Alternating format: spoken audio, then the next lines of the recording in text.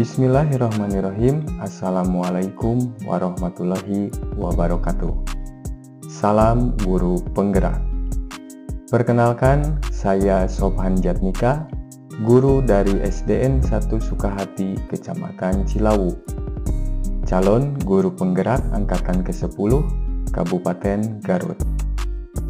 Izinkan saya untuk memaparkan hasil aksi nyata saya pada modul 1.4 tentang budaya positif.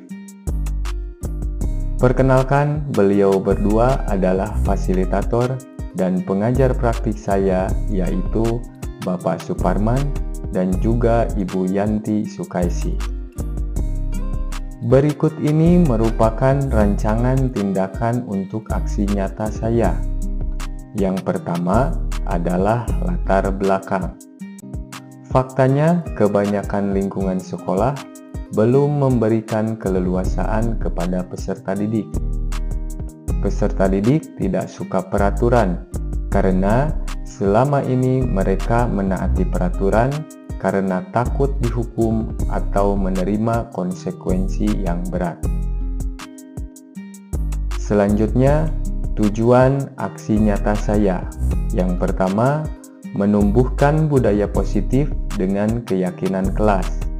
Dan yang kedua, menciptakan peserta didik yang merdeka dan disiplin diri yang kuat. Tolak ukur keberhasilan aksi nyata saya adalah yang pertama, terbentuknya keyakinan kelas yang dilakukan peserta didik bersama guru dan dipasang di dinding kelas. Selanjutnya, peserta didik mampu menerapkan dan menjalankan keyakinan kelas yang telah disepakati bersama.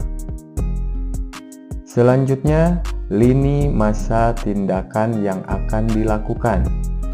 Yang pertama, menemui kepala sekolah untuk menjelaskan pentingnya penanaman budaya positif dan keyakinan kelas di sekolah, serta meminta izin untuk mendiseminasikan bersama rekan guru di sekolah. Yang kedua, mengundang rekan guru untuk mengikuti kegiatan diseminasi pemahaman budaya positif, keyakinan kelas, dan segitiga restitusi. Yang ketiga, berkoordinasi dan berkolaborasi dengan wali kelas lain untuk membuat keyakinan kelas di kelas masing-masing. Yang keempat, memantau, merefleksi, dan mengevaluasi keyakinan kelas yang telah dibuat. Berikut merupakan dukungan yang dibutuhkan.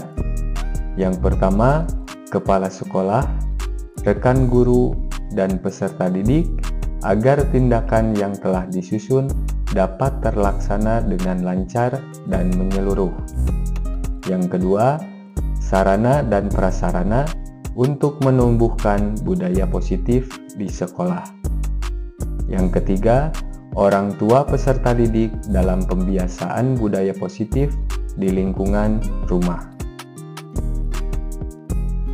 Berikut ini merupakan kegiatan diseminasi di SDN 1 Sukahati mengenai pemahaman dan pengalaman budaya positif. Bismillahirrahmanirrahim. Assalamualaikum warahmatullahi wabarakatuh. Alhamdulillah. Alhamdulillahilladzi arsala rasulahu bil huda wa dinil haq liyudhhirahu 'ala dini kullihi wa kafa billahi syahida. Asyhadu an la ilaha illallah wa asyhadu anna Muhammadan abduhu wa rasuluh alladzi la nabiyya ba'dah. Pertama-tama marilah kita panjatkan puji serta syukur kita kehadirat Allah Subhanahu wa taala yang mana telah memberikan nikmat iman, nikmat Islam, seraya kita dapat berkumpul di tempat yang insyaallah berbarokah ini. Amin ya Allah ya Rabbal alamin. Salawat serta salam marilah kita curah limpahkan kepada junjungan alam, nyatanya Habibana wa Nabiyana Muhammad Sallallahu Alaihi Wasallam, yang mana telah membawa kita dari zaman jahiliyah sampai zaman mahiriyah.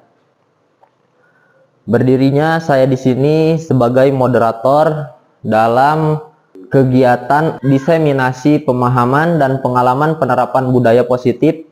Akan tetapi sebelum masuk ke dalam kegiatan, untuk yang pertama yaitu sambutan kepada Bapak Kepala Sekolah. Waktu dan tempat kami persilahkan.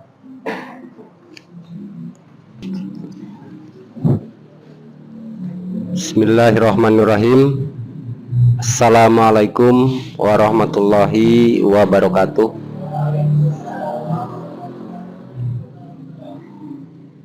Bismillah, alhamdulillah, wassalatu wassalamu ala rasulillah, wala haula wala quwata illa billah. Alhamdulillah, puji dan syukur mari kita sama-sama panjatkan kehadirat Allah Subhanahu wa Ta'ala, karena dengan kuasanya alhamdulillah kita pada saat ini masih diberikan kesehatan oleh Allah Subhanahu wa Ta'ala. Sholawat dan salam mudah-mudahan tetap dilimpah curahkan kepada Nabi besar, yakni Habibana wa Nabiyana Muhammad Sallallahu Alaihi Wasallam. Bapak dan Ibu guru yang hadir di kesempatan hari ini, alhamdulillah hari ini kita mengikuti pada kegiatan aksi nyata atau diseminasi pemahaman dan pengalaman penerapan budaya positif.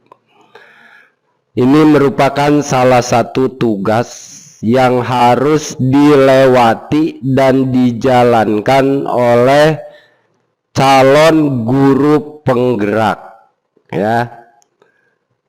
Ini merupakan salah satu jalan atau salah satu program guru penggerak untuk menjalani hal seperti ini, ya.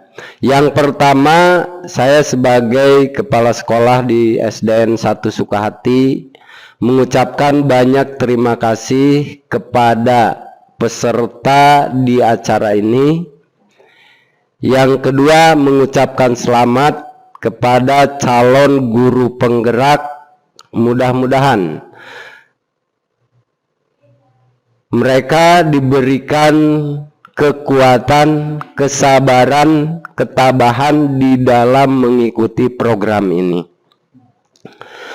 Program guru penggerak merupakan program pemerintah yang mengharuskan seluruh guru yang masih memiliki masa kerja di atas 10 tahun tentunya diwajibkan, diharuskan untuk mengikuti calon guru penggerak, ya, dengan tujuannya satu, yaitu meningkatkan karir sebagai guru. Yang kedua, menambah wawasan keilmuan tentang bagaimana cara mengajar yang baik atau penyampaian materi terhadap anak yang baik. Dan yang ketiga, tentunya program ini akan membantu untuk kemajuan, ya, kemajuan di bidang pendidikan untuk masa yang akan datang. Rupanya hanya itu yang bisa Bapak sampaikan dalam kesempatan hari ini. Ditutup dengan billahi taufiq wal hidayah. Wassalamualaikum warahmatullahi wabarakatuh. Kegiatan selanjutnya yaitu penyampaian materi yang akan disampaikan oleh Bapak Sopan Jatnika. Kami persilahkan. Baik, bismillahirrahmanirrahim. Assalamualaikum warahmatullahi wabarakatuh. Bapak Ibu sekalian, pertama-tama saya ucapkan terima kasih yang sebanyak-banyaknya. Pada kesempatan hari ini kita bisa berkumpul di ruangan ini untuk diseminasi pemahaman dan pengalaman penerapan budaya positif di sekolah kita. Ini adalah salah satu rangkaian kegiatan saya khususnya pada kegiatan pendidikan guru penggerak angkatan ke-10 dan juga merupakan tugas yang harus saya penuhi dalam penerapan modul 1.4. Selanjutnya Bapak Ibu, mohon maaf saya di sini di depan Bapak Ibu semua bukan bermaksud untuk menggurui, akan tetapi lebih tepatnya kita sambil berbagi pengalaman saya selama mengikuti kegiatan pendidikan guru penggerak. Dan juga tentunya tentang budaya positif ini, Bapak-bapak, Ibu guru yang sudah hadir di sini, tentunya pengalaman yang sudah biasa kita lakukan dalam hal penerapan budaya positif di sekolah. Baik Bapak Ibu, selanjutnya izinkan saya untuk memperkenalkan fasilitator dan pengajar praktik yang selalu mendampingi saya dalam kegiatan pendidikan guru penggerak ini. Untuk Bapak fasilitator yang terhormat Bapak Suparman dan Ibu pengajar praktik saya yaitu Ibu Yanti Sukaisi. Beliau inilah yang selalu mendampingi saya dalam kegiatan pendidikan guru penggerak. Selanjutnya Bapak Ibu, pertama-tama saya ucapkan selamat datang. Mari belajar bersama, berkolaborasi dan saling mendukung demi mewujudkan disiplin positif di SDN tercinta kita yaitu SDN 1 Sukahati. Bapak Ibu sekalian, pendidikan guru penggerak telah saya ikuti yaitu memiliki alur pelatihan merdeka. Alur pelatihan merdeka diantaranya mulai dari diri, eksplorasi konsep, ruang kolaborasi, demonstrasi kontekstual, elaborasi pemahaman, koneksi antar materi, dan aksi nyata seperti yang akan kita laksanakan hari ini. Selanjutnya, pada kegiatan inti sekarang yaitu kita akan membahas tentang konsep utama pada modul 1.4, yaitu tentang budaya positif. Budaya positif di sini Bapak Ibu ada 7 sub yang akan kita bahas. Yang pertama, perubahan paradigma belajar. Yang kedua, disiplin positif. Yang ketiga, kebutuhan dasar manusia. Selanjutnya yang keempat, motivasi perilaku manusia. Yang kelima, posisi kontrol restitusi. Yang keenam, keyakinan kelas. Dan yang terakhir, segitiga restitusi. Yang pertama Bapak Ibu, perubahan paradigma belajar. Pembelajaran dengan paradigma baru. Pembelajaran dengan paradigma baru dirancang berdasarkan prinsip pembelajaran yang terdiferensiasi, sehingga setiap siswa belajar sesuai dengan kebutuhan dari tahap perkembangannya untuk mewujudkan profil pelajar Pancasila. Nah, profil pelajar Pancasila itu diantaranya Bapak Ibu ada yang sudah tahu? Mungkin yang pertama dalam profil pelajar Pancasila itu ada apa Bapak Ibu? Beriman kepada Tuhan Yang Maha Esa, kemudian mandiri, bernalar kritis, betul, kreatif, bergotong royong, dan berkebinekaan global. Nah, itu adalah profil pelajar Pancasila mendekatkan murid kepada profil ini, seperti itu Bapak Ibu. Di sini Bapak Ibu, pembelajaran yang terdiferensiasi. Apa itu terdiferensiasi? Di sini kita sebagai guru harus berpihak kepada murid dengan melihat bakat, minat, karakter murid kita yang berbeda-beda. Jadi tidak boleh disamakan antara murid A sampai Z, disamaratakan itu tidak, tapi kita harus melihat keadaannya atau kebutuhan apa yang inginkan oleh peserta didik tersebut. Selanjutnya, yang kedua, disiplin positif. Nah, Bapak Ibu, sebelum melanjutkan ke pembahasan disiplin positif, saya akan bertanya terlebih dahulu, apa pendapat Bapak Ibu atau apa yang ada di pikiran Bapak Ibu mengenai kata disiplin? Disiplin itu seperti apa? Ya, Silakan Bapak. Kalau menurut saya disiplin itu aturan yang ada di sekolah yang harus dipatuhi oleh seluruh warga sekolah. Aturan yang harus dipatuhi oleh seluruh warga sekolah. Baik, terima kasih, tepuk tangan Bapak Ibu. Terima kasih Pak Cecep. Mungkin dari Ibu ada tambahan? Ada tambahan dari saya, disiplin merupakan sikap yang mematuhi aturan atau tata tertib. Sikap yang mematuhi aturan atau tata tertib, berarti sama intinya dalam disiplin yang Bapak Ibu pikirkan itu tentang aturan ya Bapak Ibu, aturan. Nah, di sini ada Ibu, dalam budaya kita makna kata disiplin dimaknai menjadi sesuatu yang dilakukan seseorang pada orang lain untuk mendapatkan kepatuhan, seperti tadi yang dikatakan Pak Cecep dengan Bu Reni, yaitu tentang patuh.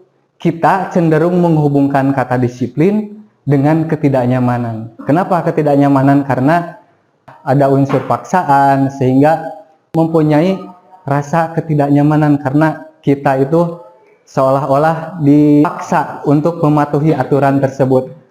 Seperti itu. Selanjutnya, sebagai pendidik, tujuan kita adalah menciptakan anak-anak yang memiliki disiplin diri, sehingga bisa berperilaku dengan mengacu pada nilai-nilai kebajikan universal dan memiliki motivasi intrinsik bukan ekstrinsik.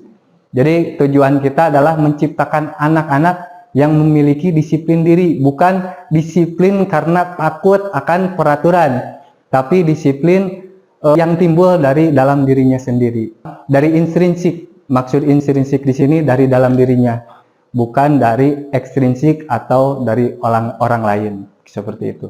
Selanjutnya, disiplin positif merupakan salah satu cara penerapan disiplin yang bertujuan untuk menumbuhkan kesadaran serta memberdayakan anak untuk melakukan sesuatu tanpa sogokan, ancaman, atau hukuman. Jadi timbulnya itu tadi dari dalam diri. Diharapkan peserta didik dalam melakukan sesuatu kesalahan itu mereka ingat akan kesadaran dari dirinya sendiri, bukan dari peraturan. Selanjutnya Bapak Ibu, dari kesadaran tadi kita harus mengetahui, mungkin di sini ada yang ketiga, kebutuhan dasar manusia. Apa yang menjadi kebutuhan dasar manusia? Baik siswa, orang tua, bahkan kita sekalipun memiliki kebutuhan dasar tersendiri sebagai manusia. Sebagai contohnya, kebutuhan dasar manusia ada 5, diantaranya yang pertama yaitu bertahan hidup. Kebutuhan pertama bertahan hidup di sini, kita sebagai manusia membutuhkan makan, membutuhkan minum, membutuhkan tempat tinggal. Nah, itu termasuk ke dalam kebutuhan dasar di mana bertahan hidup. Kemudian yang kedua, rasa kasih sayang. Di sini rasa kasih sayang, rasa ingin disayangi, rasa ingin diperhatikan.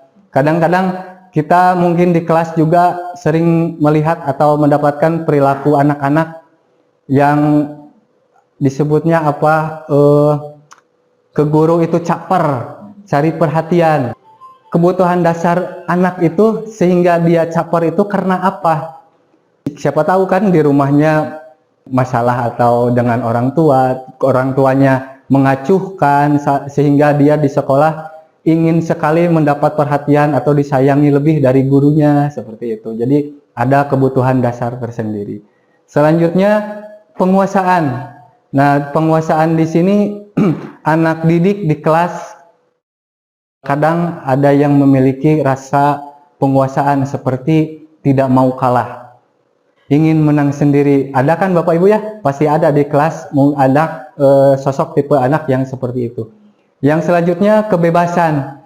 Kebebasan di sini anak-anak ingin bebas tanpa ada kekangan dari kita, baik di dalam pembelajaran maupun di dalam aturan-aturan tersebut. Yang terakhir, kesenangan. Di mana kesenangan ini anak-anak mempunyai kesenangan tersendiri. Seperti contoh, kenapa anak tersebut lari-larian pada saat di kelas?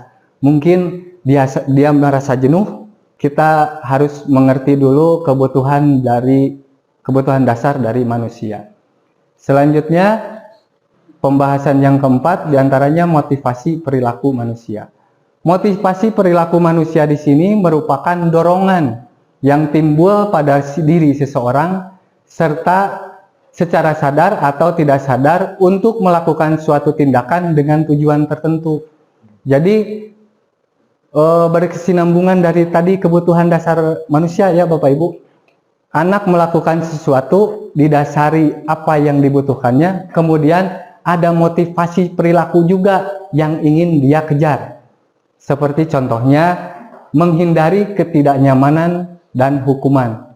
Sering kita melihat anak didik kita melakukan disiplin diri karena dia takut dihukum. Ini merupakan motivasi ekstrinsik, yaitu motivasi dari luar. Kemudian yang kedua, mendapatkan imbalan atau penghargaan dari orang lain. Murid melakukan disiplin karena ia ingin mendapatkan imbalan. Ini merupakan motivasi ekstrinsik juga. Selanjutnya, yang terakhir, menghargai nilai-nilai kebajikan diri sendiri. Nah, ini yang ingin kita terapkan dalam budaya disiplin di sekolah kita. Jadi anak-anak melakukan disiplin diri karena sadar akan nilai kebajikan dirinya sendiri, bukan dari paksaan atau dari peraturan. Ini merupakan motivasi intrinsik, jadi timbul dari dalam dirinya sendiri. Nah, Bapak Ibu, di sini ada konsep disiplin dengan identitas gagal. Nah, ada identitas gagal. Ada dua konsep disiplin dengan identitas gagal. Yang pertama adalah konsep disiplin dengan hukuman. Menghukum di sini mengakibatkan kepada murid yaitu diantaranya menyakitkan. Karena dalam hukuman ini pasti ada kata membentak, nada suara yang tinggi sehingga bisa menyakitkan perasaan atau pikiran dari anak tersebut.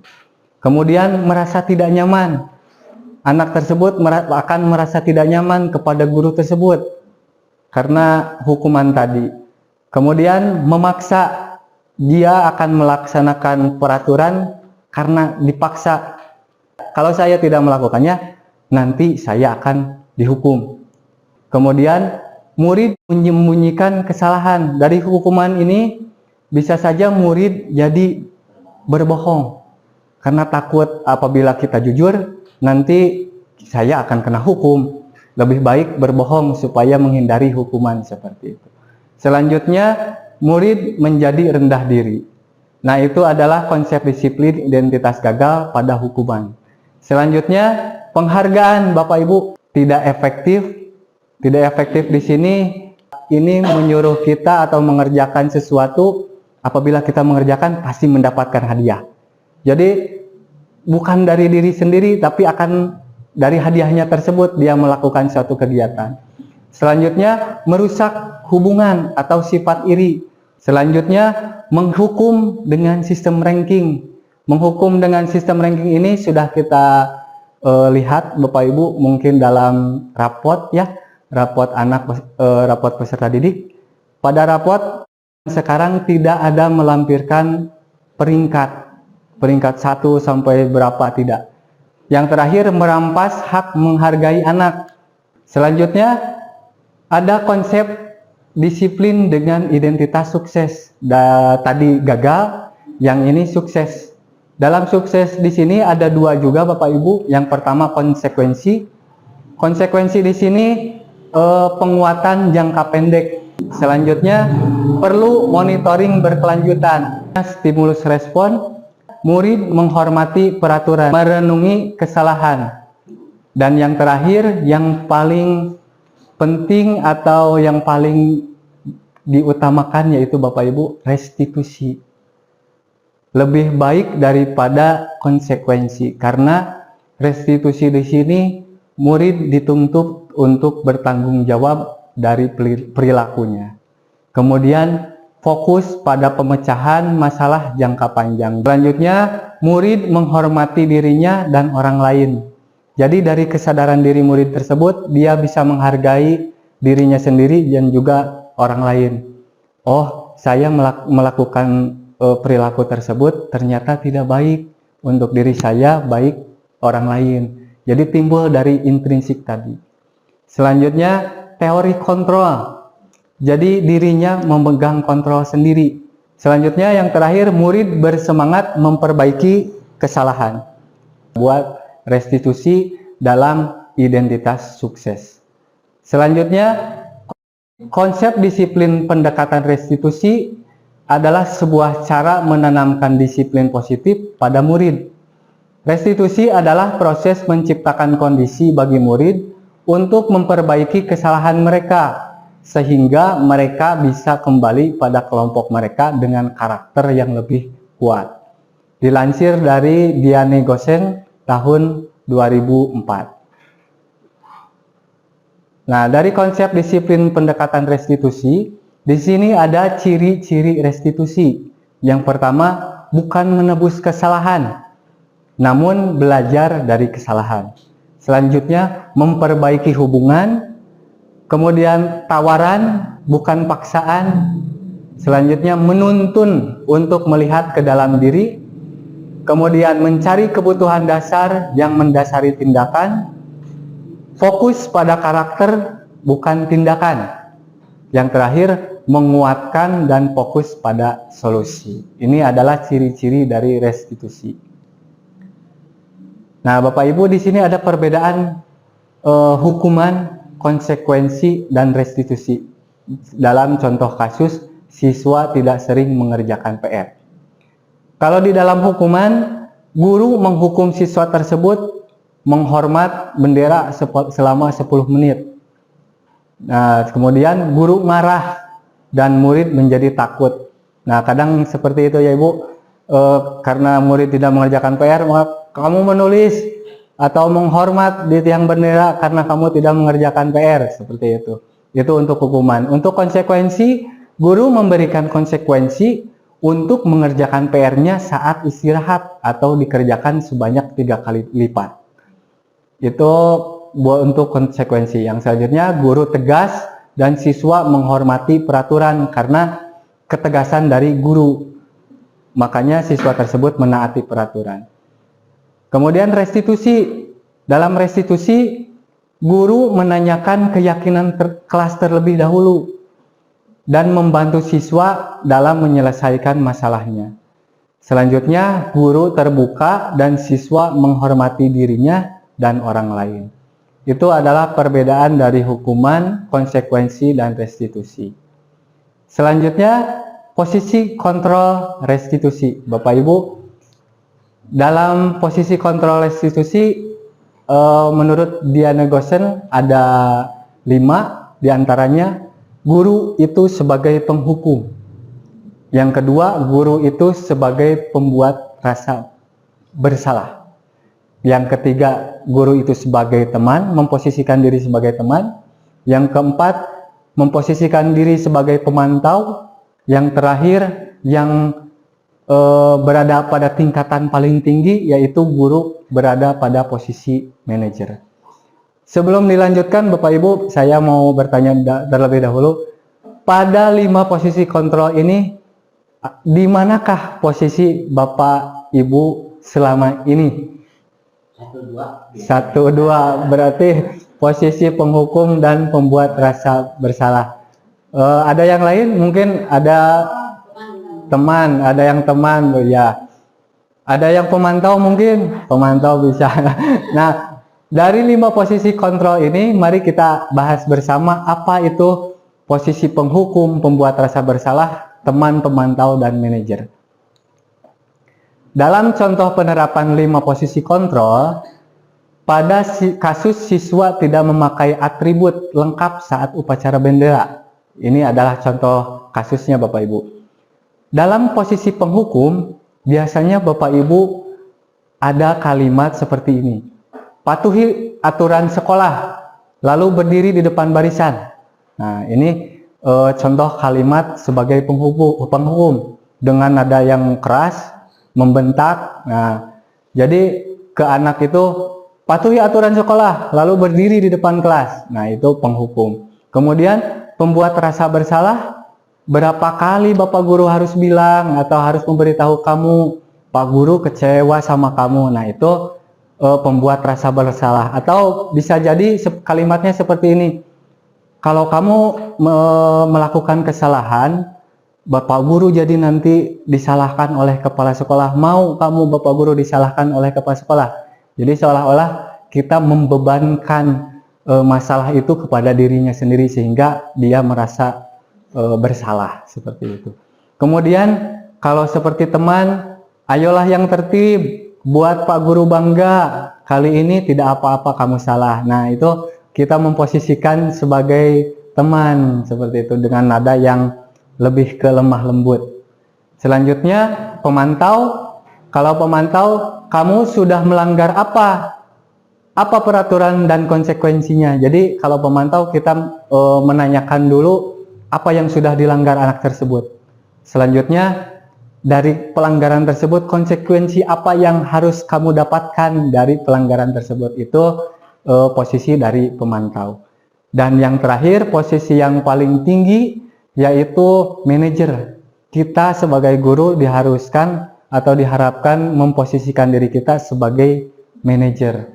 Di mana manajer ini apakah kamu tahu kesalahanmu? Jadi kita mencari tahu terlebih dahulu kesalahan yang dia perbuat, lalu kemudian apa yang mendasari kesalahan perbuatan tersebut.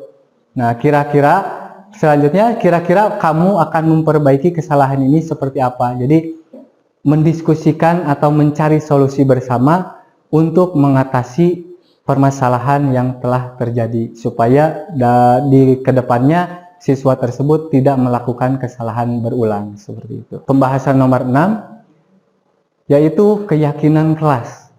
Dari tahapan manajer tadi, posisi kontrol manajer tadi, kita tidak akan bisa melaksanakan posisi tersebut sebelum kita punya atau ada keyakinan kelas. Nah, keyakinan kelas di sini, mengapa keyakinan kelas, Bapak Ibu? Mengapa tidak peraturan kelas saja? Nah, di sini saya menyediakan soal pertanyaan pemantik. Yang pertama, mengapa kita memiliki peraturan tentang penggunaan helm pada saat mengendarai kendaraan roda 2 atau motor? Boleh mau dijawab satu-satu atau langsung dua-duanya Bapak Ibu? Boleh. Untuk yang pertama, mengapa kita memiliki peraturan tentang penggunaan helm pada saat mengendarai kendaraan roda 2? Mungkin dari Bapak Ibu ada untuk keamanan, keselamatan. Ada lagi Bapak Ibu? Ya, keselamatan. Karena kita yakin bahwa helm bisa melindungi kita terjadi kecelakaan. Baik, bagus sekali Bapak Ibu, boleh tepuk tangan dulu. Nah, kenapa keyakinan bukan peraturan seperti yang dikatakan Pak Cecep dan Bu Dewi tentunya? Kita menyadari dari diri sendiri, jikalau kita tidak memakai helm, kita bisa, kalau ada celaka, kita bisa melindungi dari kecelakaan tersebut.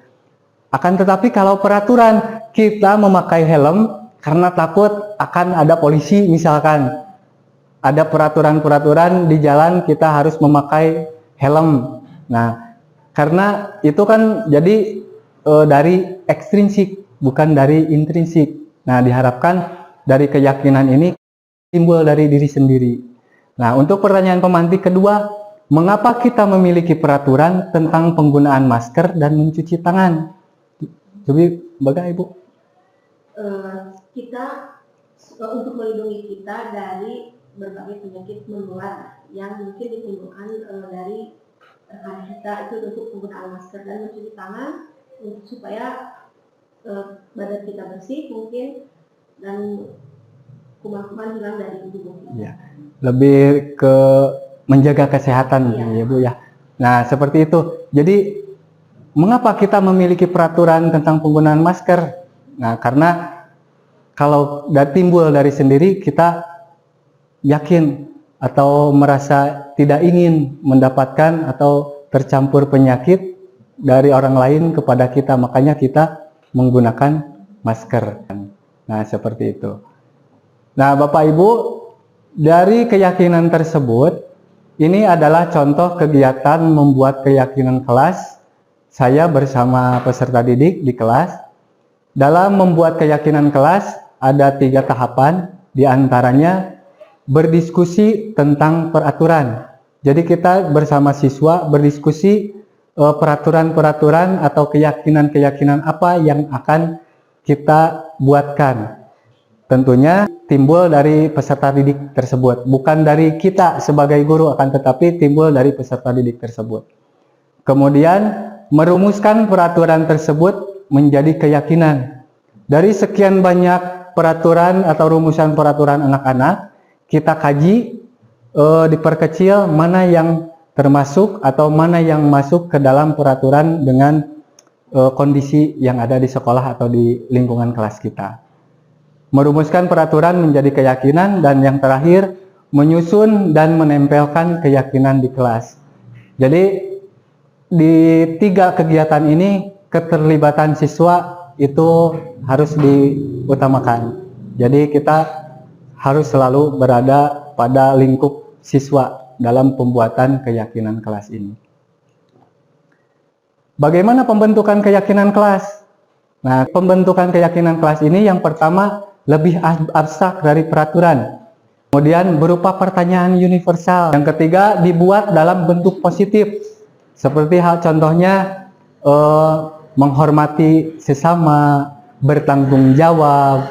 Nah, seperti itu dibuat dalam bentuk positif. Sedikit saja agar mudah diingat. Nah, cukup dengan 1 kata atau 2 kata supaya mudah diingat oleh peserta didik. Selanjutnya, sesuai dengan kondisi kelas dan sekolah agar mudah diterapkan. Jadi, sesuai dengan kondisi kelas dan sekolah di sini, Bapak Ibu, saya mengajak Bapak Ibu, yuk kita untuk membuat keyakinan kelas di kelas masing-masing, supaya nanti kita bisa mengkondisikan satu sekolah kita dalam penerapan budaya positif untuk anak didik kita. Yang terakhir, semua warga kelas atau sekolah dilibatkan pada saat membuat keyakinan sekolah ini. Jadi tidak hanya peraturan sekolah saja, akan tetapi kita juga di kelas, mari kita menyusun atau membuat keyakinan kelas di kelas masing-masing yang Bapak Ibu ampu. Selanjutnya yang terakhir Bapak Ibu mengenai segitiga restitusi. Nah, segitiga restitusi. Segitiga restitusi merupakan tahapan atau tindakan yang dilakukan guru untuk membawa siswa menaati keyakinan kelas yang telah ditetapkan dan mengakui kesalahan, serta merasakan kenyamanan ketika sudah berperilaku jujur. Itu adalah pengertian dari restitusi. Restitusi di sini ada 3 tahapan, Bapak Ibu. Di antaranya yang pertama menstabilkan identitas, yang kedua validasi tindakan yang salah, yang ketiga menanyakan keyakinan kelas. Dari keyakinan kelas yang telah kita buat, kita bisa menerapkan segitiga restitusi. Menstabilkan identitas, membuat kesalahan adalah bagian dari proses pembelajaran. Jadi apabila anak melakukan kesalahan, kita tidak langsung memarahinya, akan tetapi kita menstabilkan dulu keadaan tersebut. Seperti contoh kalimat, tidak apa-apa, bukan kamu saja yang pernah melakukan seperti itu, bahkan Bapak pun pernah melakukan kesalahan seperti itu, adalah termasuk kalimat dalam menstabilkan identitas. Kemudian validasi tindakan yang salah.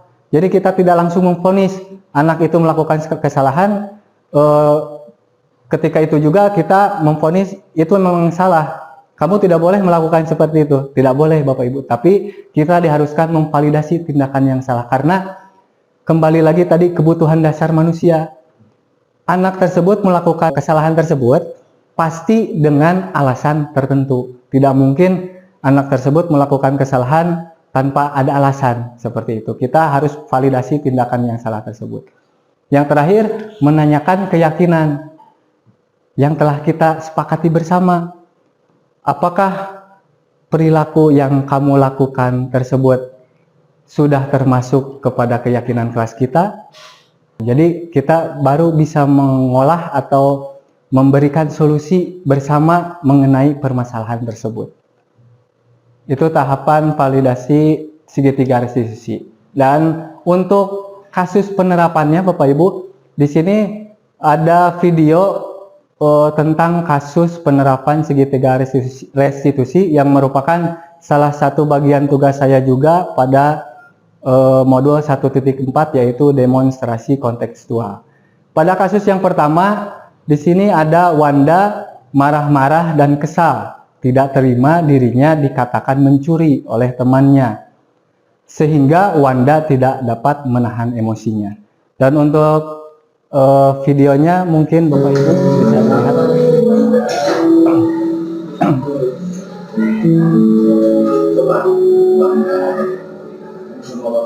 Aku kan cuma pinjam doang, Pak. Masa dikira aku jadi aku kesal?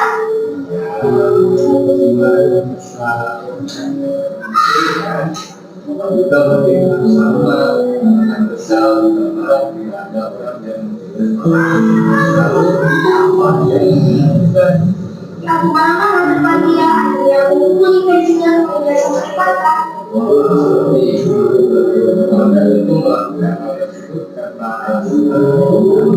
Ya iya Pak, saya nggak terima dibilang mencuri.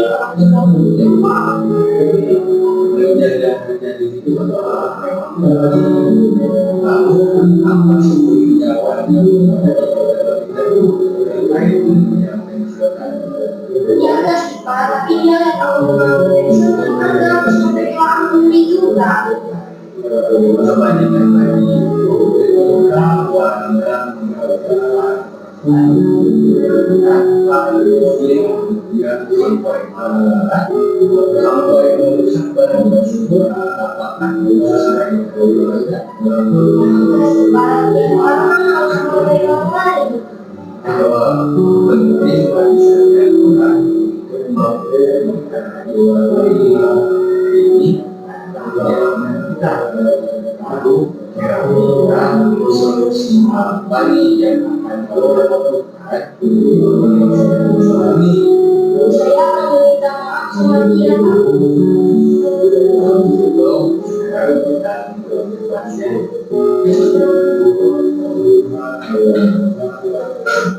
Nah, itu adalah kasus pertama dari kasus Wanda yang marah-marah karena dirinya disebut sebagai pencuri. Nah, jadi dalam tahapan seperti itu, Bapak, kita melaksanakan dengan 3 restitusi. Segitiga restitusi diantaranya menstabilkan dulu identitasnya, kemudian memvalidasi tindakan yang salah, dan yang terakhir menanyakan keyakinan kelas apa yang telah anak tersebut lakukan atau anak tersebut langgar, seperti itu.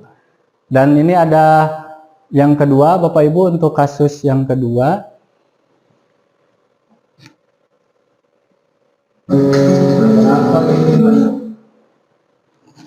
Nah, yang kasus yang kedua yaitu Wahyu melihat jawaban atau mencontek dari Akil yang merupakan teman sebangkunya pada saat pelaksanaan ulangan. Dan untuk videonya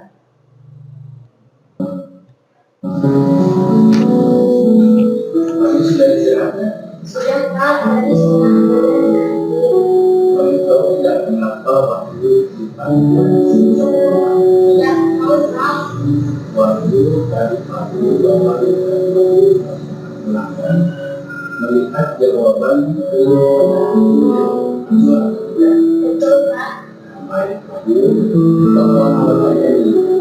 apa mencontek itu termasuk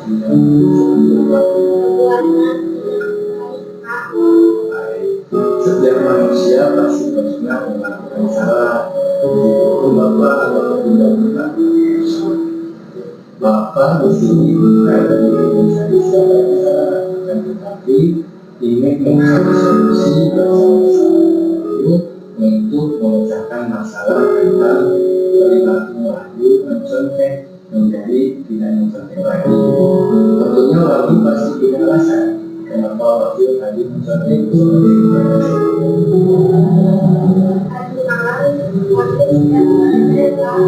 Tidak belajar ya.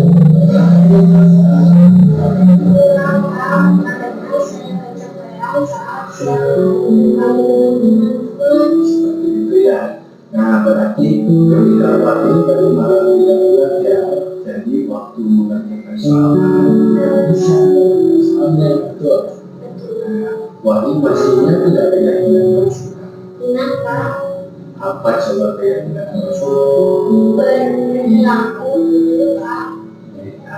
Kira-kira apa yang harus waktu dilakukan supaya kita bisa Belajar dan mengerjakan semuanya. apa waktu akan melaksanakan apa yang kita katakan Mulai hari ini, Pak. baik.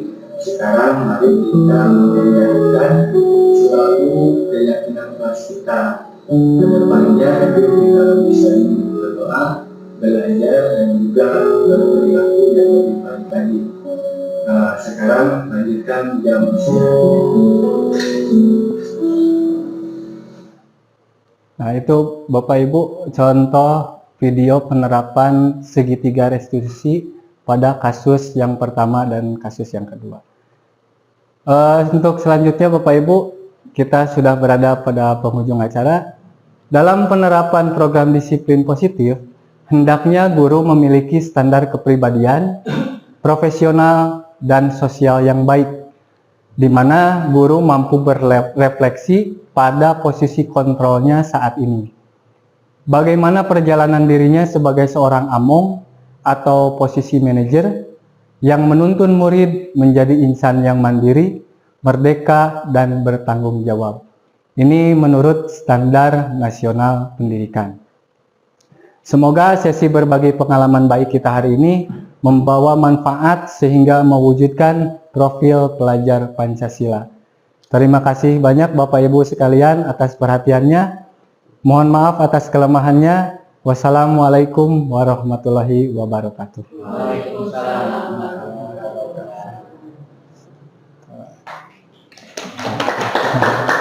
Telah memaparkan materinya, kita tutup acara kegiatan hari ini dengan bersama-sama mengucapkan alhamdulillah bersama-sama. Alhamdulillahirabbil alamin. Akhirul kalam, wallahu muwaffiq ila aqwamit thoriq. Assalamualaikum warahmatullahi wabarakatuh.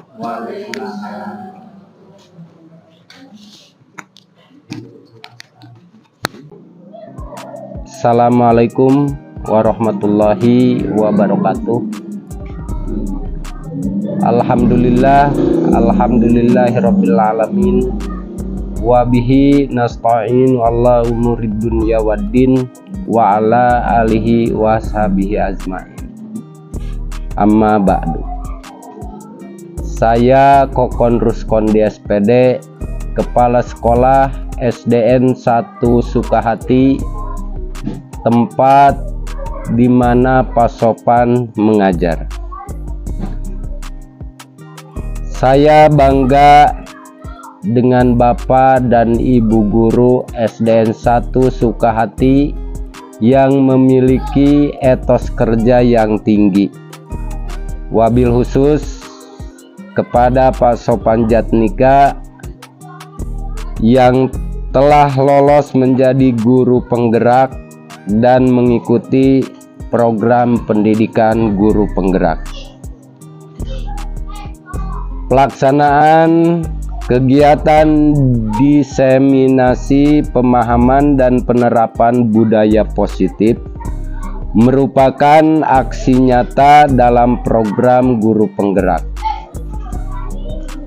Mudah-mudahan kegiatan diseminasi yang telah dilaksanakan oleh Pak Sopan Jatnika bersama guru-guru menjadi motivasi dan contoh, khususnya di SDN 1 Sukahati, umumnya untuk sekolah imbas yang lain, mengenai penerapan budaya positif di sekolah. Ucapan selamat kepada Pak Sopan Jatnika yang telah melaksanakan kegiatan diseminasi dengan baik, lancar, tanpa halangan apapun. Demikian yang saya dapat sampaikan. Billahi taufik wal hidayah. Wassalamualaikum warahmatullahi wabarakatuh. Assalamualaikum warahmatullahi wabarakatuh. Saya Reni Kurniasi yang merupakan rekan dari Pak Sopan Jatnika dari SD Negeri 1 Sukahati, Kecamatan Cilawu. Setelah mengikuti diseminasi mengenai penerapan budaya positif yang dipaparkan oleh Pak Sopan, tentunya sangat bagus untuk diterapkan di sekolah, terutama mengenai disiplin positif untuk peserta didik. Karena masih banyak siswa di sekolah ini yang sudah disiplin, akan tetapi disiplinnya itu masih karena faktor ekstrinsik, bukan dari dalam dirinya. Kemudian untuk kami juga sebagai guru, kita menjadi tahu bagaimana kita memposisikan diri kepada siswa.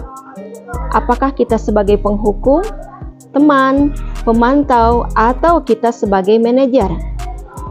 Semoga dari pelaksanaan kegiatan diseminasi ini bisa kita terapkan bersama-sama di lingkungan sekolah SD Negeri 1 Sukahati untuk membentuk peserta didik yang berprofil Pancasila. Terima kasih saya ucapkan. Wassalamualaikum warahmatullahi wabarakatuh.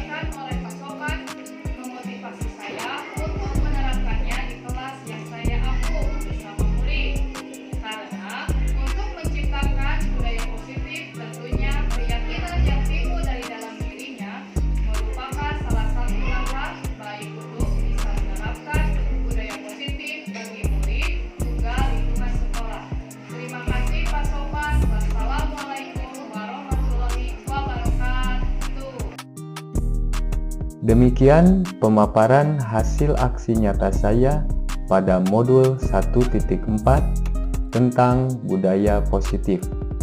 Mohon maaf atas kelemahannya, semoga bermanfaat. Wassalamualaikum warahmatullahi wabarakatuh.